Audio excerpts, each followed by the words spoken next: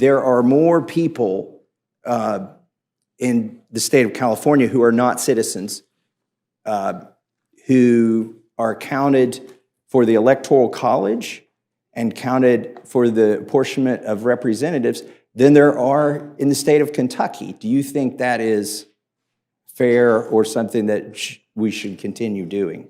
I think that every person deserves to be counted. Yes. But for a presidential vote?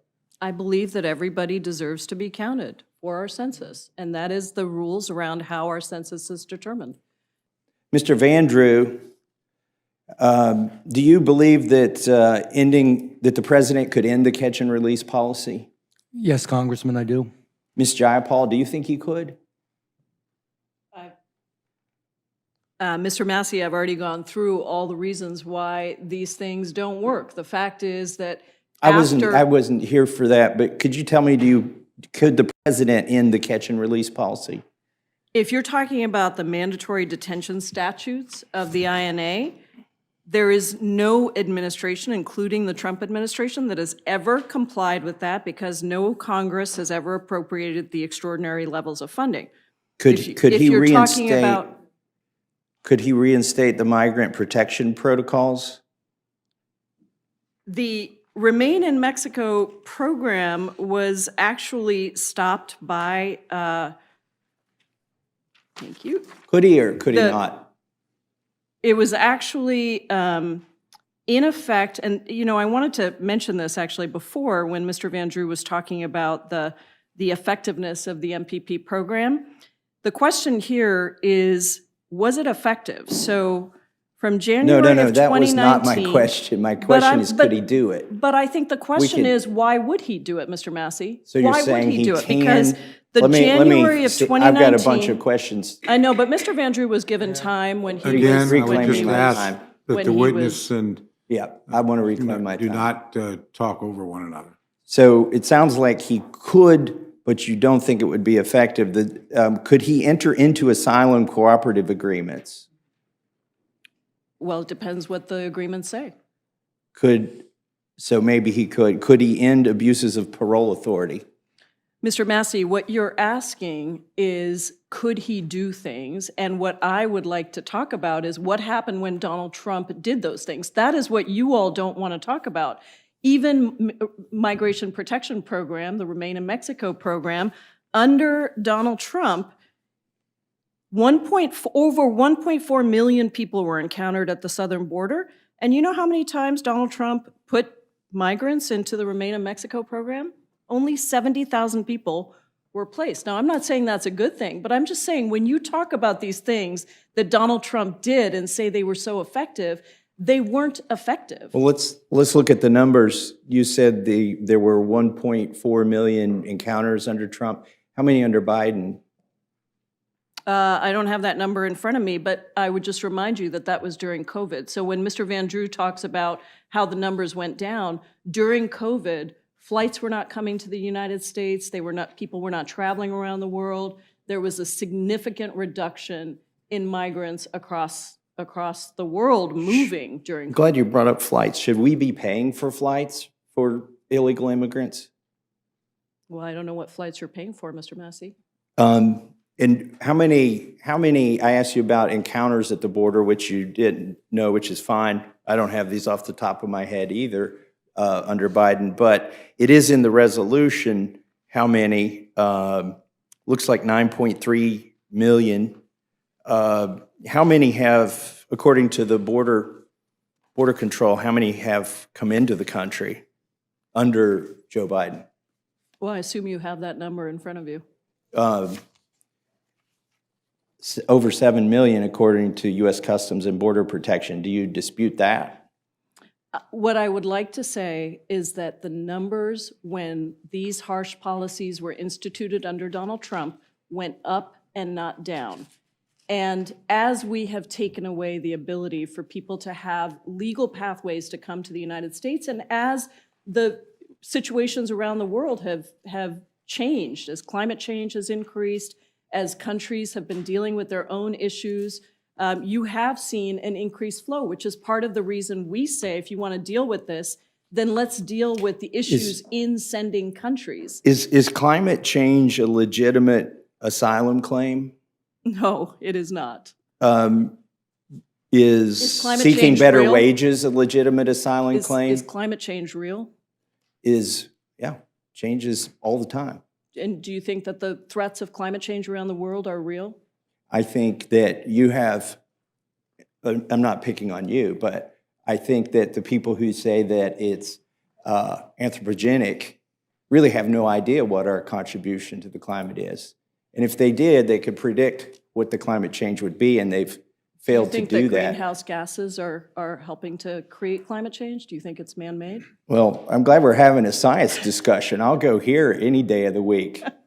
I'm just because trying to I point know- out to you that there are a lot of things that Because you all do say you that think, aren't true. Do you think that crops do better with CO2, more CO2 in the air? I think that we should make sure that we're helping to use regenerative agriculture and. Do you want to answer that question that I just asked? I mean, I'm happy to have that discussion with you, but I think that the issue here is Let's have it. let's talk about why people are coming. What's to the this ideal country. concentration of CO2 for Mr. plants? Massey, I'm not going to have that discussion with you. But you brought it Let's- up and said you'd be happy to have it. Not in this forum. What I'd like Okay. to do is have Well, a then conversation don't. about why then, people are coming. Well, you're to the one who United brought up States. climate change as if it were a legitimate asylum you- claim. So I asked you if it's a legitimate asylum claim, and you said it's It's a legitimate not. reason for migration. Absolutely. But is it a legitimate? Should we accept illegal immigrants because their climate is changing? Mr. Massey, if you understood the immigration system, you would know that there are different categories for people to be able to come to the United States to apply. There is an asylum category, there's a refugee category, there is a category for employment, there is a category Well, I'm for not- being with family, and there are a number of reasons that drive Which is people the to come to the but United you States. which one is the category that allows them to break into our country illegally because the climate has changed where they live? Mr. Massey, I don't think that people are breaking into the country illegally, and I just want to say, I think, looking around the room, that I might be the only person who has actually gone through the legal immigration system. And when people differentiate between legal immigration and illegal immigration, the undertone from your side is that somehow people who are coming illegally are trying to break into the country, that are trying to do something wrong, when in fact it took me 17 years to go through the legal immigration system, and I am not disparaging of people who are trying to come to this country for all the reasons that drive people to come to the United States. I did notice in your statement that you talked about illegal border crossing, so at least you acknowledge that it's illegal, and you're willing to use the word illegal in characterizing their activity, are you not? Well, sure, of course. So it's Once you- illegal for them to cross the border. The act of crossing the border, if you are apprehended within a certain radius of the border, is considered an illegal act. That is correct. And can you give me some other examples of asylum claims or refugee claims that aren't legitimate? Or is every claim legitimate? No, there's very specific asylum law, and you have Which ones are not legitimate claims?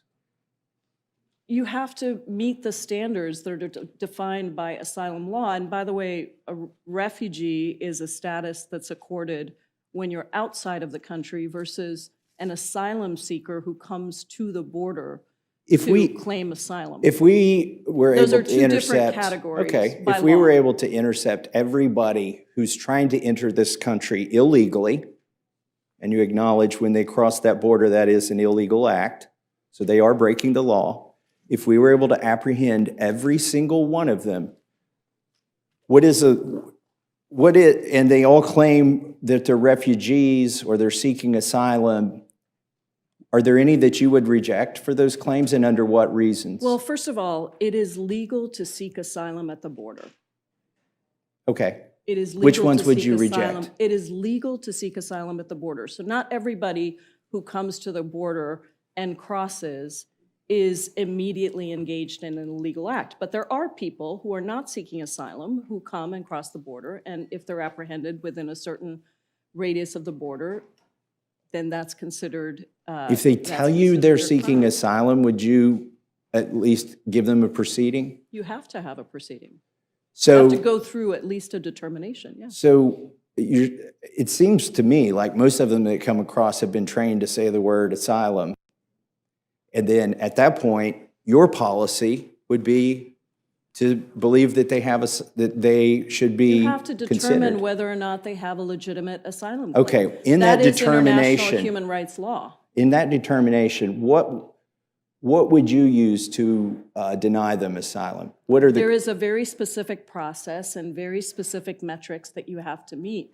One of the challenges and one of the reasons President Biden asked for more asylum officers and more immigration judges is so that people could actually have their claims heard and they could actually go through the process quickly, because right now we don't have enough. And so if you're interested in having people be assessed and their claims be processed quickly, then the best thing to do would be to add immigration judges and asylum officers so that you could actually get those claims heard. And when people are given the determination, they generally leave. I hope you so- feel like I'm giving you enough time. I do now. Okay. Yes. Should they be, if they're seeking asylum and they commit a crime, should they be detained? Well, right now, I mean, if there's, it depends on what status they're in. These are technical questions that a lot of it depends on what status they're in. I feel like they should be detained. Do you support building a wall? I do not think that a wall is going to solve our problems, no. Do a majority of your, how would you characterize the position of your party? Does it generally support building a wall or not? I think the position of our party is we should have comprehensive, humane immigration reform that modernizes the immigration system so that we can have an orderly process for people to be able to be with their families and contribute to our economy. So not building a wall. Let me just focus on one other small set of questions. I appreciate everybody's indulgence and patience here. Are you aware that when somebody is here illegally, or maybe they say they're seeking asylum or they're a refugee or whatever their claim is, but they're not a citizen, that they are counted in the census and that is used to allocate seats in the House of Representatives? Like the population of people who are not here legally is used to be counted in the census and in the apportionment of representatives. Yes, every single person in this country is counted. So even the illegal immigrants are counted. Every person in this country is counted, and that is according to our Constitution. Should illegal, I don't think our founding fathers foresaw this situation, and I have sponsored a constitutional amendment to remedy this. But should illegal immigrants be counted for the purposes of apportioning representatives of the House or the Electoral College? If you're suggesting that people who have undocumented status should not count for the work that they do and the contributions that they make to this country, I would say absolutely I do not agree with that. I think every person should count and is important to be counted. Counted for what, though? Should they be able to vote? Well, you know, there used to be places that did allow people to vote in local elections, school board elections and things like that. But Should they be able to vote in presidential races or in the House or for representatives here at the House of I Representatives? think the question is, how do we treat the people that pick our foods, are on the front lines of our healthcare crisis, are doing the farm work that we need done, are serving us in numerous ways, are doctors, lawyers, contributors to our economy, and yet are unable to get legal immigration status because Congress and Republicans in Congress over decades have refused to fix the immigration system so that we can just continue to talk about immigrants as if somehow they don't contribute and they're a drain on our economy. The CBO just came out with a study that showed that the unexpected migration into this country contributed $7 trillion to our GDP, $1 trillion more in revenues than was expected. But I never hear anybody on your side ever talk about that. All we hear is about the drain on our economy and how immigrants, including undocumented immigrants, are so terrible. I'd love to hear you talk about the contributions. The great thing about this committee is I don't have a 5-minute counter. Now, my colleagues may not agree. So what I get to do is ask you the same question again until you answer it or until it becomes painfully obvious that you won't. Should people here who are not citizens be allowed to vote for president or be allowed to vote for U.S. representatives? I think there are many places that are considering local elections and people being able to weigh in, for example, on school board elections. And So- I think that that's appropriate. So let me ask the question again, because I don't have a 5-minute timer. Should people who are not citizens of the United States be able to vote am not in the advocating president? for- Please don't talk over me, and I'll give you the same courtesy. Should people who are not citizens of the United States be allowed to vote in the for president or for members of the House of Representatives? Are you including legal permanent residents as well as undocumented immigrants? I'm including, and I would like you in your answer to include asylum seeker, people who say they're seeking asylum, people who have crossed the border illegally and we don't know they're here, and people who claim to be refugees but are not citizens. Should they be allowed to vote You know, in the presidential race or for a I race for am not U.S. House of at this Representatives? point for that, but I do think we should think about how we ensure that people, for example, are legal permanent residents. I was a legal permanent resident for quite some time for a variety of circumstances, even though technically you should be able to become a citizen when you're after 5 years. But I do think that there's a place to think about different categories of people being able to make their voice heard in our democracy, but I'm not advocating for undocumented immigrants to be able to vote in congressional or presidential elections. Now, let me get to my original question that I'm trying to get to, or where I started, is should that population of people be counted toward the apportionment of representatives? So, for instance, there are probably at least 6 extra representatives for the state of California because of the policy that non-citizens are counted not just in the census, but they're also counted toward apportionment of representatives for the House and also for the Electoral College.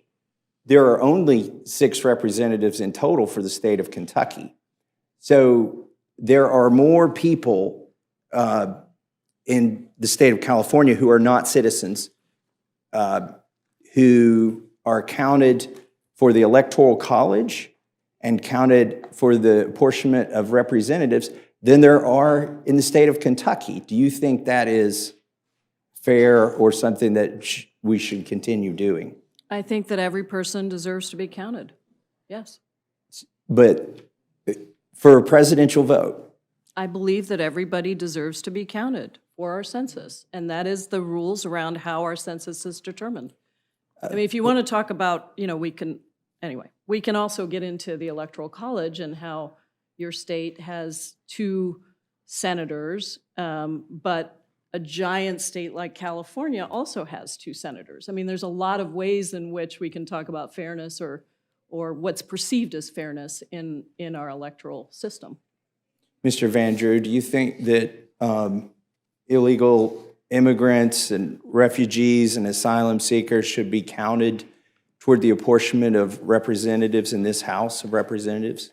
No, I don't. And there are those, and quite frankly, in confidence, those that are on the other side of the aisle of me who said that a major reason this is all occurring is because it will shift what happens with the census, which will affect the congressional apportionment, which will affect the Electoral College as well. And my person who told me that, who's a friend, and again, I would never mention his name, said, we are going to get to the point that we're bulletproof. You will never be able to win an election again. And this was somebody on the other side of the aisle talking to you. Yes, and you'll never find out who it is. Well, that's fine. Man, would And- they be in trouble. No, I appreciate that you're not disclosing that person, but you know, when I try to find out why do Democrats and Republicans see this so differently? Why is it that we will all with ease vote for this resolution because it's just full of common sense and things that a majority of the Americans support, And then that's in the whereas clause, and then it resolves things that the president can do that he's not doing. So I look for what is the difference? Why would people from blue states be so adamant that this is not a problem, or that these are not fixes, or that it's not fixable, when in fact it is? And the one thing I keep coming back to is, in the census, not only do we count illegal immigrants and refugees and asylum seekers, but they count toward the Electoral College. And this predominantly helps the blue states. And so they don't even need to get them to vote, although we've heard they would let them vote in some races, maybe not others. That is a magnet. That is a magnet. That is a reason. Now you have a political reason, and I think we're getting to the crux of why the other side is rejecting this resolution. If it doesn't do anything, it should be easy for them to vote for. But the reality is it does something. It puts a fine point on what the president said at the State of the Union, the things that he said which are not true. And it shows that this president could do a lot to fix the border tomorrow, and he's not. And so I appreciate both of your time, and I yield back.